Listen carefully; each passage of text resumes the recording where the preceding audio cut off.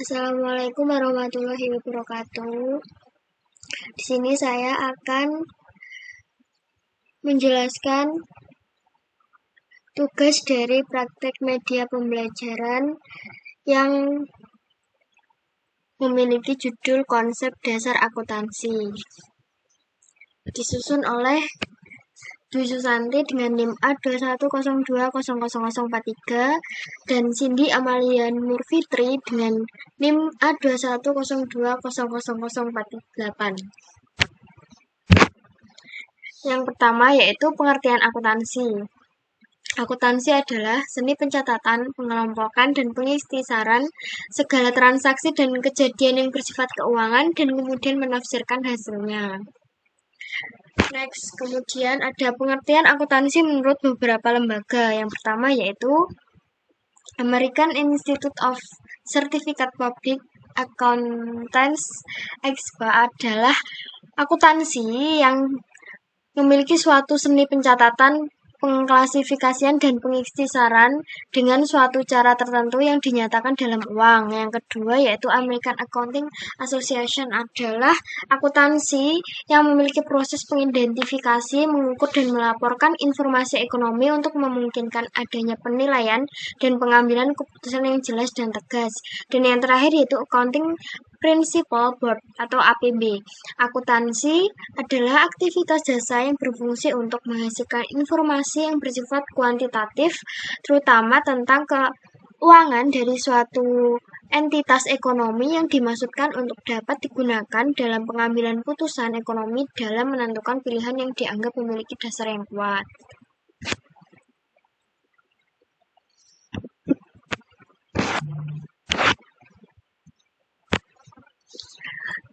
Selanjutnya yaitu bidang-bidang akuntansi dan karakteristik laporan keuangan.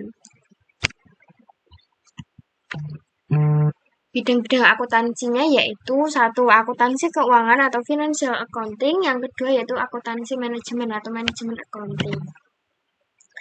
Dan selanjutnya ada pengertian akuntansi keuangan, yaitu akuntansi yang berhubungan dengan pelaporan keuangan yang terutama ditujukan kepada pemakai eksternal atau pihak luar perusahaan. Selain itu, pelaporan keuangan ini digunakan oleh pimpinan tertinggi perusahaan atau eksekutif manajemen sebagai pertanggungjawabannya kepada para pemegang saham atas pengelolaan perusahaan. Dan yang selanjutnya ada pengertian akuntansi manajemen. Akuntansi manajemen adalah akuntansi yang berhubungan dengan pelaporan keuangan untuk pemakai internal atau pihak manajemen perusahaan. Akuntansi manajemen lebih detail untuk melaporkan efektivitas penggunaan biaya pada kegiatan operasional perusahaan. Akuntansi manajemen tidak terikat dengan standar akuntansi keuangan atau SAK, melainkan berdasarkan sistem akuntansi dan kebijakan manajerial dari masing-masing perusahaan. Dan next ada bidang akuntansi secara umum. Dibagi menjadi dua yaitu satu bidang akuntansi berdasarkan tujuan, yang kedua ada bidang akuntansi berdasarkan profesi.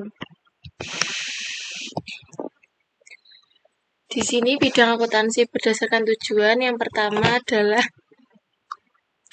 akuntansi keuangan, financial accounting, yang kedua akuntansi manajemen, manajemen accounting, yang ketiga akuntansi biaya, cost accounting, dan yang keempat akuntansi pemeriksaan auditing. Dan yang kelima ada akuntansi perpajakan taxation,